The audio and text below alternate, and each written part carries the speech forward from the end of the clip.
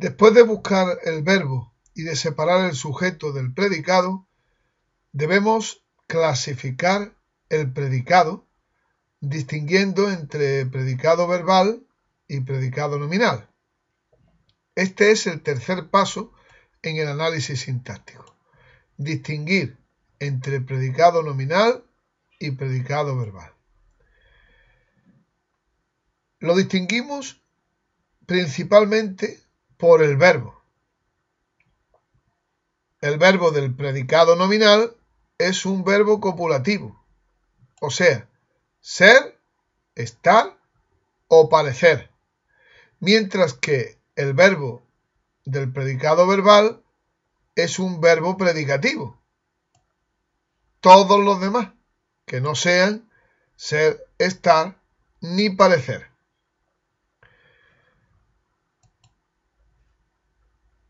¿Cuáles son las características del predicado nominal? Pues son dos las características por las que reconocemos el predicado nominal. Ya hemos dicho la primera, que tiene un verbo copulativo, ser, estar o parecer. El copulativo viene del verbo copular, que significa unir. Efectivamente, los verbos ser, estar y parecer sirven para unir. Es su principal misión, la de unir el núcleo del sujeto con un complemento que hay en el predicado nominal que se denomina atributo. Precisamente esa es la segunda característica propia del predicado nominal. La primera es que tiene un verbo copulativo y la segunda es que tiene un atributo. Aquí en este ejemplo se puede ver perfectamente cómo el verbo ser lo que hace es de unión entre el sustantivo Anselmo y el atributo mi amigo. A las oraciones con predicado nominal se las llama copulativas o atributivas, precisamente por estas dos características: copulativas porque llevan verbos copulativos, atributivas porque todas tienen que tener en el predicado un complemento denominado atributo.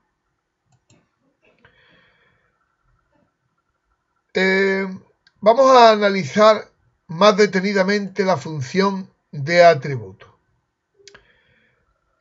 Para descubrirlo, contamos con pistas y con pruebas. Contamos con dos pistas y con dos pruebas. Empecemos por las pistas, que nos pondrán sobre la sospecha de qué es lo que puede ser el atributo. La primera, que complementa a la vez al núcleo del predicado y al núcleo del sujeto.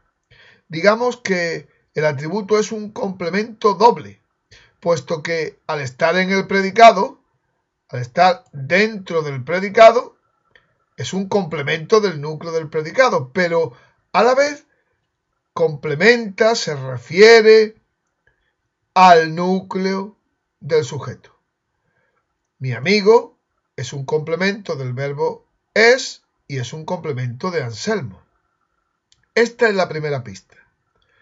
La segunda pista consiste en determinar de qué está formado el atributo.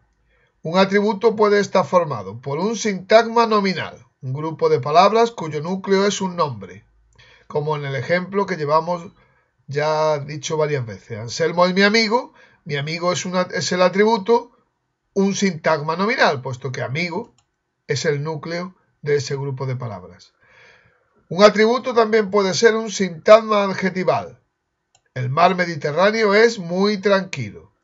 El atributo en este caso es muy tranquilo, un sintagma adjetival, puesto que el núcleo de este grupo de palabras es tranquilo, un adjetivo calificativo.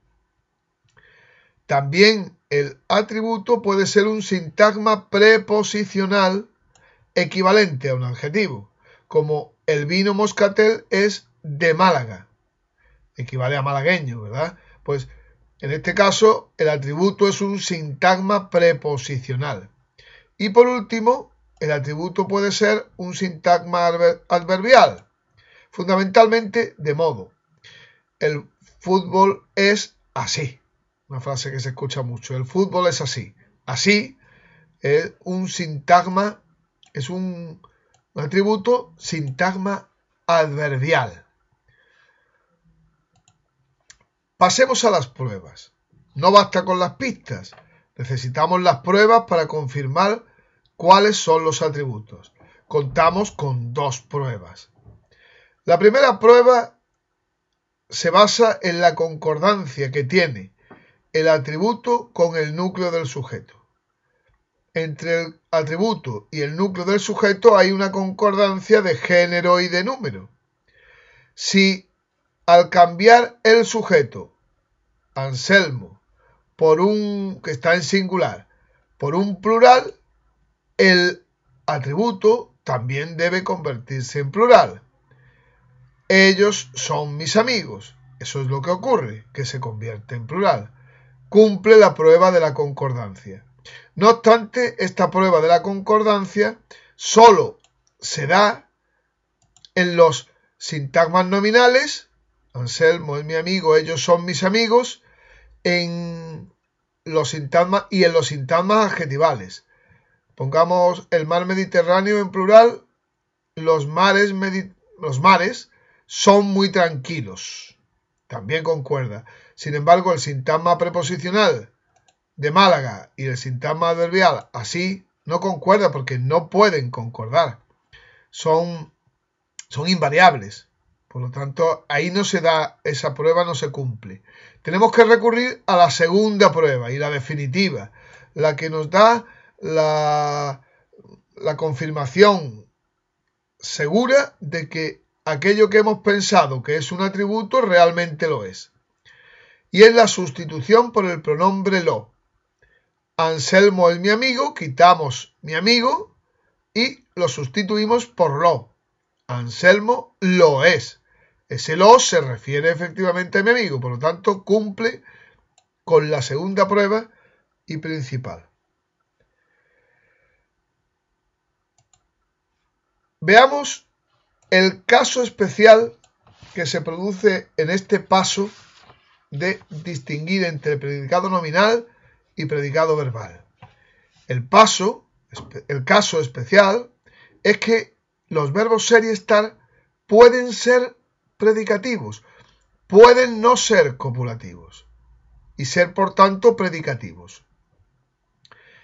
En esas ocasiones, cuando no actúan como verbos copulativos, sino como verbos predicativos,